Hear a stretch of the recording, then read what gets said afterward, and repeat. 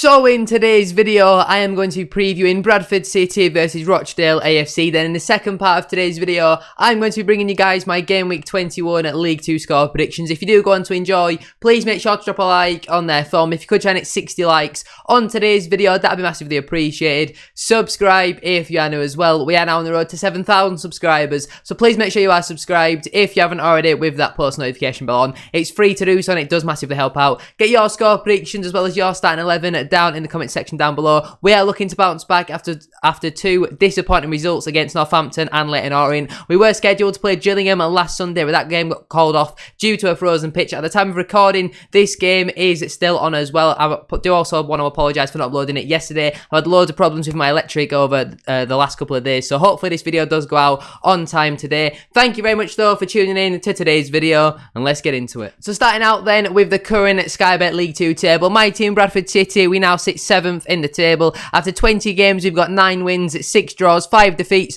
26 goals scored, 20 goals conceded, leaving us on a positive 6 goal difference and 33 points. Our last couple of games then have been a loss, a win, and a draw. Them last couple of games then being a 3-0 defeat away to Leyton Orient, a 1-0 defeat away to Salford City in the Papa John's Trophy, a 3-1 defeat at home to Northampton Town, a 2-0 win away at Sutton United, and then just before that we had a 2-1 win away at Mansfield Town. That then compared though to Rochdale, they currently sit 21st in the Sky Bet League 2 table. After 20 games, they've only got 4 wins, 3 draws, 13 defeats, which is the joint worst in the whole league. 14 goals scored, which is the second lowest in the league. 29 conceded, leaving them on a minus 15 goal difference and 15 points. Their last couple of games then have been a loss, a win, and a loss. Them last couple of games then being a 4-1 defeat at home to Harrogate Town, a 1-0 defeat away at Sutton United, a 1-0 defeat at home to Mansfield Town, a 1-0 win at home to Salford City, a 1-0 defeat away at Bristol Rovers in the first round of the FA Cup, and then just before that they had a 1-0 defeat away at Walsall. The last time they actually won a game away from home was a very long time ago. I wonder if they've actually won one all season.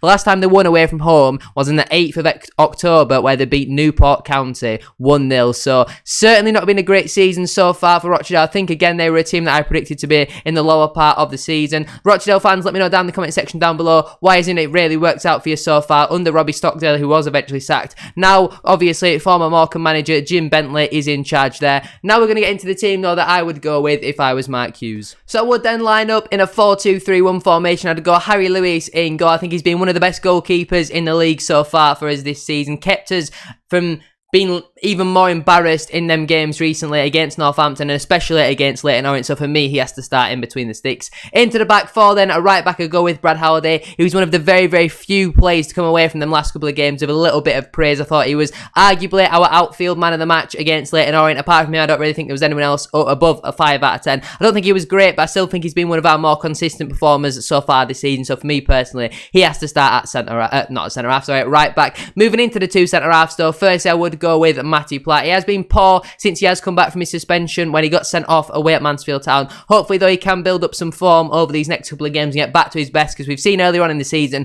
he has been unbelievable so far for us, so we need him to get back to his best. And partnering him, I'm going to go with Romney Critchlow. Mark Hughes has confirmed he will be available for selection. Finally, we have missed him so much over the last couple of games, so it's great news to finally have him back and available for selection. Mark Hughes has also confirmed that he doesn't see Critchlow or any of the other loan players. There's not been any notification that any of our loan players could be recalled in January. I'm not really too sure how much I'd look into that, because I'm 99% sure Dion Pereira will return to Luton Town in January. If that doesn't happen, I'll be absolutely shocked, but it's big news if Critchlow does stay throughout the January transfer window, and for me personally, he has to start if he is fit. Left back, I would go with Matty Folds. Liam Rideout's been back out on the grass, as well as Emmanuel Osadibe, which is great to see, but obviously still nowhere near fitness, and Matty Folds has been one of our most consistent performers so far for us this season, so I think he needs to start at left back. Into the 2 central midfielders then, I think this is the midfield partnership I've been asking for so long now. So for me personally, I think Smallwood should be in there for his leadership. He's also, you know, a pretty tidy player as well. He comes in, he's the ball winner in there, and I think he should be partnered with Ryan East. Just somebody a little bit better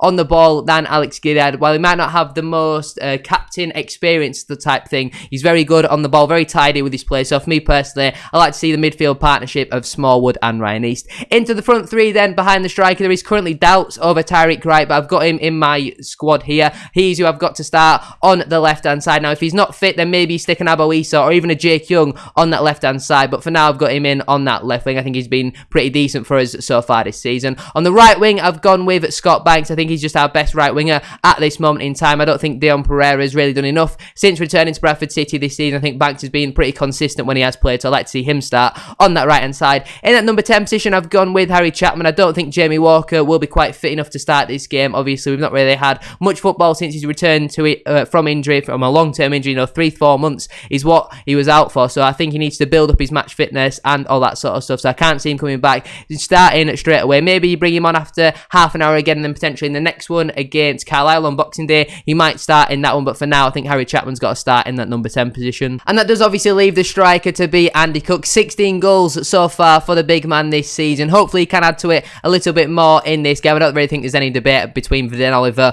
or Liangle at this moment in time. I think striker is definitely a position we need to strengthen in January. Whether it means someone like Liangle moves on in January, I'm not really too sure, but Viden Oliver and Angle haven't really impressed so far for us this season when they have been given an opportunity. Whether it's Angle being playing out wide, he's done alright as a number 10, but as a striker, again, he just doesn't really offer too much of a goal threat. And Viden Oliver, we don't really play to his strengths, to be honest with you. But into the substitutes then, on the bench then for me, that I'd leave Colin Doyle, Jan Songo, Levi Sutton, Jake Young, Jamie Walker, Aboisa, Viden Oliver, and the players who miss out then would be Heath Richardson, Joe O'Shaughnessy, Luke Hendry, Timmy Odesina, Kieran Kelly, new signing, obviously not actually officially a Bradford City player though until January the 1st, so he will be in the miss out column until then, and obviously until I've seen him play, because I don't know if he's going to be better than Songo, who has been pretty much my substitute centre-back from the majority of the season, so we'll have to wait and see. If you want to see my full thoughts on the signing of Kieran Kelly, I did a video that went out on Monday, and also I did a full transfer window preview for all 33 of Bradford City's first team players. That went out on Wednesday, so make sure you go check that out if you haven't already. The other players who would miss out then on the matchday squad would be Liam Rideout, Alex Gilead, Emmanuel Osadibe, Dion Pereira and Liangle. Now then, let's get into my game week 21 League 2 score predictions.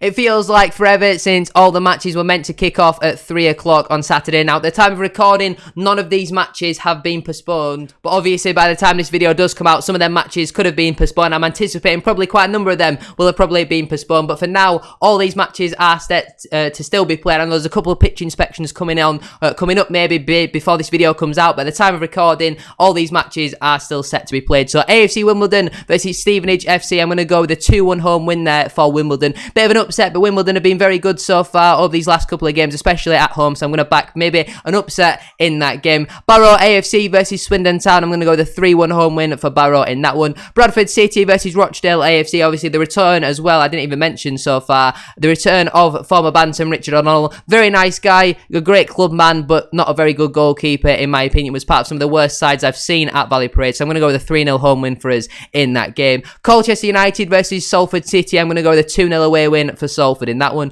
Doncaster Rovers versus Harrogate Town, Yorkshire Derby, I'm going to go with a 0-0 draw. Hartlepool United versus Newport County, this one was quite a hard one to predict. I think this either finishes 3-3 or 0-0, so I'm going to go with a 1-1 draw in that one. Leyton Orient versus Sutton United, I'm going to go with a 1-0 home win for the O's. Mansfield Town versus Grimsby Town, I'm going to go with a 2-2 draw. Northampton Town versus Carlisle United, I'm going to go with a 3-2 away win for Carlisle in that one. Stockport County versus Gillingham FC, I'm going to go with a 2-0 home win for Stockport in that one. Tranmere Rovers versus Crawley Town, I'm going to go with a 2-1 home win for Tranmere in that one. And then finally, Walsall FC versus Crewe Alexandra, I'm going to go with a 0-0 draw in that one. But that is where I'm going to leave it for today's video. If you have enjoyed, please make sure to drop a like on there for me. If you could try and hit 60 likes, as I said at the start of today's video, that'd be absolutely class. Subscribe if you are new as well. We are now on the road to 7,000 subscribers, so please make sure you are subscribed. If you haven't already, with that post notification bell on, it's free to do so and it does massively help out. Get your thoughts in as well down in the comment section down below. What would be your starting 11 and what is your score prediction for this match? It's not going to be an easy one just because Rochdale are fighting relegation at this moment in time. I think they're only 1 point above the relegation zone. Doesn't mean it's a guaranteed 3 points. We've not won at home still since the 17th of September, so fingers crossed we can pick up the 3 points tomorrow. Make sure you drop a like on today's video though. Subscribe if you are new as well. Thank you very much to the tier 3 channel member BDavies211. If you are interested in becoming a channel member and unlocking loads of exclusive perks, then feel free to press the join button next to the subscribe button. Thank you for watching though. Have a great rest of your day and I shall see you all tomorrow for the match day vlog. Peace.